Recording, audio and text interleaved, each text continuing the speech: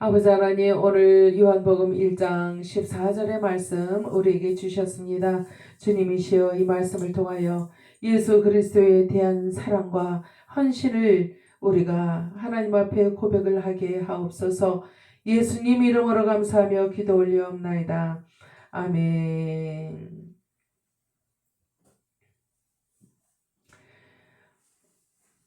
하나님께서는 이 세상을 이처럼 사랑하여 주사 독생자를 이 땅에 보내주셨습니다. 요한복음 3장 16절에 말씀이 기록되어 있지요. 빛이 어두움에 비치되 어두움이 깨닫지 못했을 때에 빛이 이 땅에 왔는데, 그래서 어두움에 빛이 쫙 비쳤는데, 그런데 그 빛을 아는 자가 없었다 하는 사실입니다. 왜 그렇습니까? 하나님은 빛이십니다. 빛으로 이 땅에 오셨습니다. 거룩하고 성결한 영으로 이 땅에 오셨습니다. 그런데 이 땅은 죄악이 너무나 만연했기 때문에 사람들의 눈이 어두워져서 마음이 어두워져서 하나님의 거룩하심을 알아보지 못했다 하는 사실입니다. 그래서 하나님께서 보내신 사람이 있었는데 그 사람의 이름이 요한이었다 하는 사실이에요. 그래서 저가 증거하러 왔으니 곧 빛에 대하여 증거하러 왔다라고 말씀을 하고 계십니다. 요한이 빛에 대하여 증거를 하게 되었는데 그 빛이 누구라고요? 바로 예수 그리스도셨다. 하나님의 아들이신 예수 그리스도셨다 하는 사실입니다. 그래서 예수 그리스도께서 이 땅에 오시기 전에 세례 요한을 먼저 이 땅에 보내심으로써 예수 그리스도께서 이 땅에 오실 일에 관하여 이제 먼저 증거를 하도록 하셨다 하는 말씀입니다. 그래서 모든 사람들로 하여금 세례 요한의 말씀을 먼저 듣고 믿을 수 있도록 해 주셨다 하는 사실입니다. 감사합니다. 그래서 세례 요한이 어떻게 증거를 했느냐 하면은,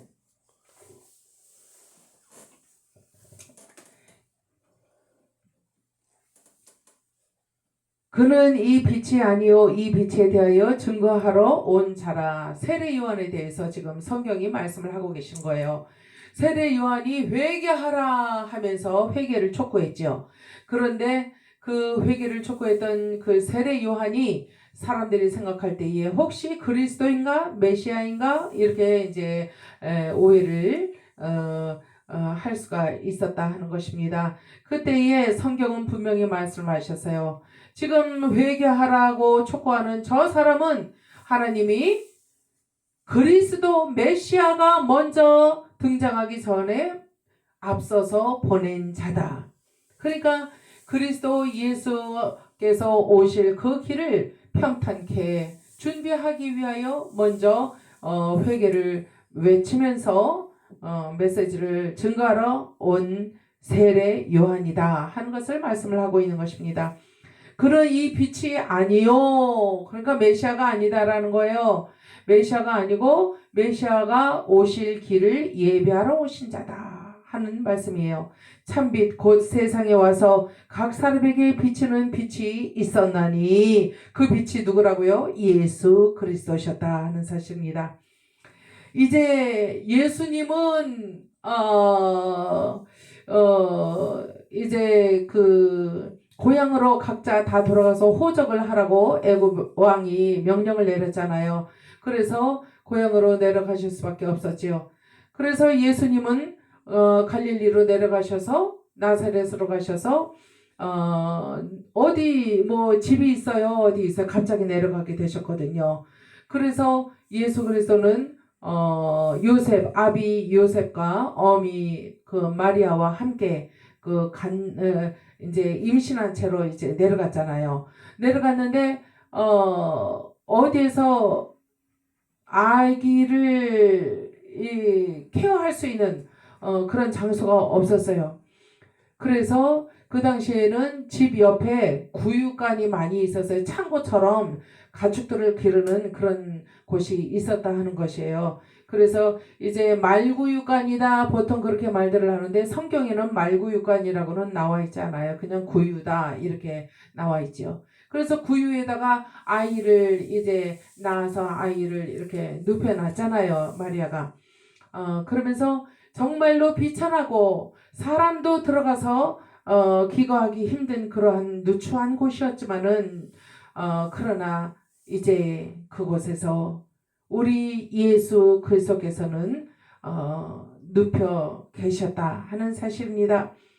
그런데 왜 그렇게 누추하고 비천한 곳으로 오셨을까? 이 세상에는 잘난 사람들도 많이 있지만은 그러나 비천하고 누추하고 정말로 가난한 자들이 많이 있었다는 것입니다.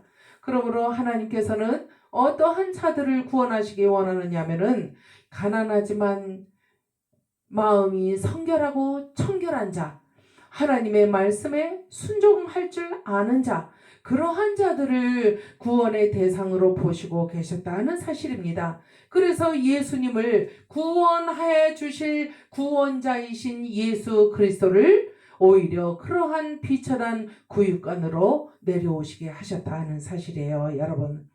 그래서 영접하는 자, 곧 그 이름을 믿는 자들에게는 하나님의 자녀가 되는 권세를 주셨다 하는 사실입니다.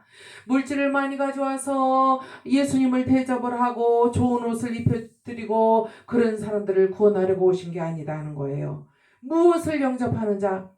비천한 모습으로 오셨지만은 하나님의 아들의 모습으로 하나님의 계획에 의하여 오셨다라는 사실을 말씀을 통하여 믿는 자들을, 그러한 자들이 예수님을 영접하기 때문에 영접하는 자, 곧 그 이름을 믿는 자들에게, 예수님 이름을 믿는 자들에게는 하나님의 자녀가 되는 권세를 주셨다라고 성경은 분명히 말씀을 하고 계시는 것입니다. 여러분, 말씀이 육신이 되어 우리 가운데 거하시면, 그러니까 예수님이 말씀 자체가 되시잖아요. 하나님이시기 때문에. 그런데 말씀이 육체가 되어서 우리 가운데 오셨다 하는 거예요. 우리가 그 영광을 보니 아버지 독생자의 영광이요 은혜와 진리가 충만하더라. 비천한 모습으로 오신 예수님이시지만 그 안에는 하나님의 지혜와 하나님의 성결과 거룩하심이 다 있더라 하는 사실입니다. 이제 누가복음 2장 21절에 보니까 오늘날 다윗의 동네에 너희를 위하여 구주가 나셨으니 곧 그리스도 주시니라 이렇게 말씀을 하고 계십니다.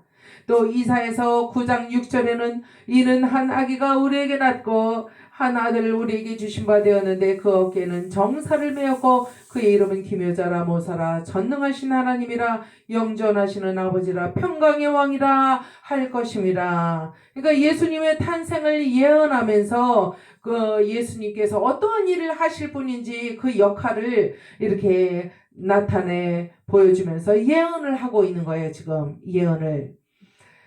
그리고 마태복음 1장 21절에는 아들을 낳으리니 이름을 예수라 하라. 이는 그가 자기 백성을 저희 죄에서 구원할 자이심이라 하니라. 그러니까 예수야 예수야 그러면서 이제 어른들이 그렇게 불렀을 거 아니에요. 어렸을 때 예수님이 어렸을 때 예수야 하고 불렀을 때에 그 예수야라고 부르는 그 이름은 뭐라 그랬어요? 자기 백성을 저희 죄에서 구원할 자다 이렇게 부르는 거나 마찬가지예요. 그 의미가 그렇기 때문에.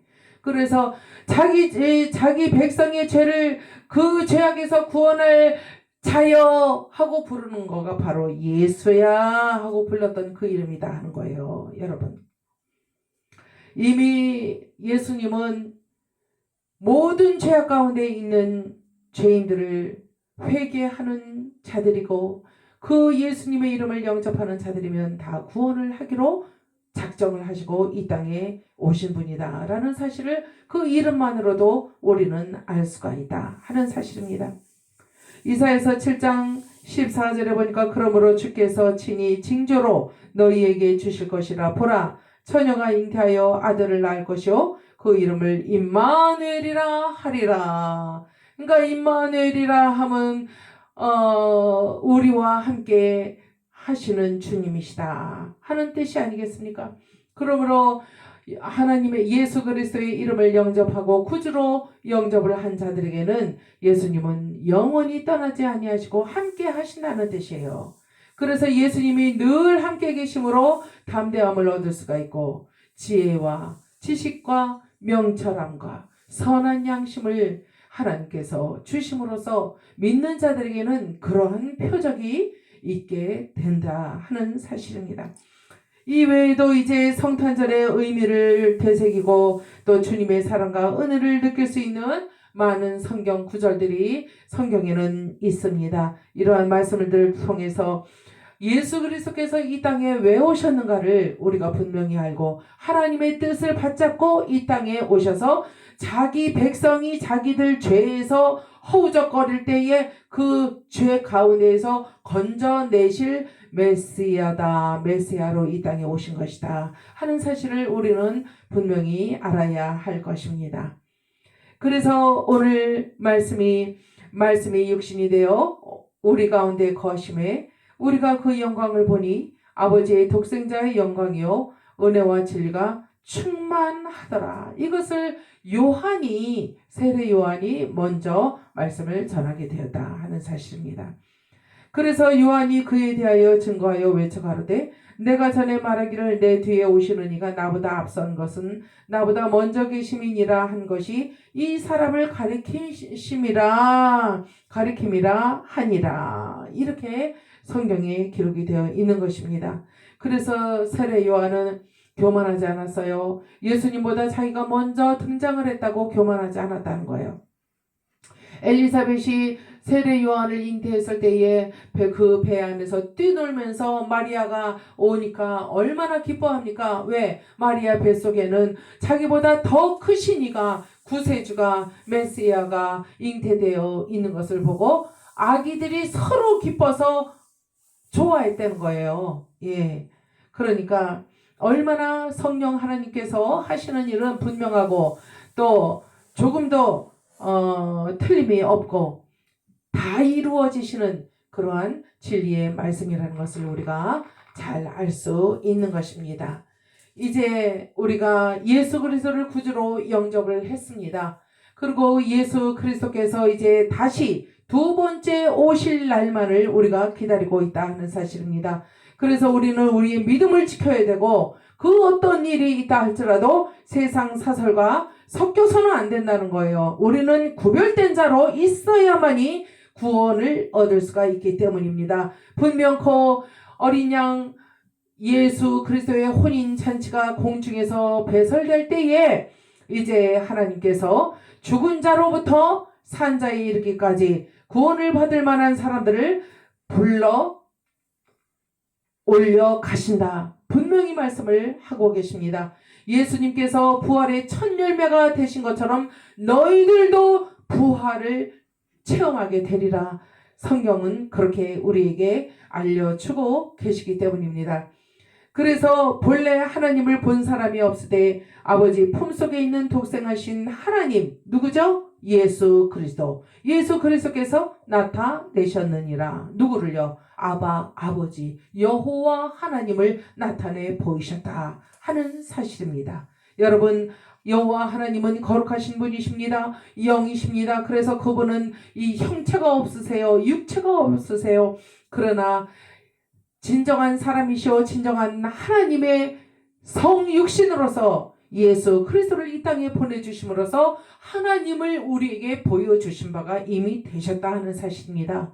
여러분 이 기가 막힌 이 진리의 놀라운 비밀의 말씀을 믿을 수 있는 자가 영의 귀가 열린 자요 그 자가 구원함을 받을 수 있게 되는 줄로 믿으시기 바랍니다. 저와 여러분은 끝까지 하나님께서 불러 올려 가실 때까지 우리의 이름을 부르실 때까지 나팔 소리가 울리며 우리의 이름이 천사들에 의해 불려질 그날까지 우리는 예수 그리스도를 구주로 영접을 하셨으니 예수 그리스도를 우리의 생명처럼 사랑하시고 그분의 영원하신 생명을 우리에게 주신 그날 우리가 이제 영원한 구원의 잔치에 들어가는 그날까지 우리는 힘써 이 말씀을 지키며 인내하며 순종하며 살아가시는 여러분들 되시기를 주 예수 그리스도의 이름으로 축원합니다.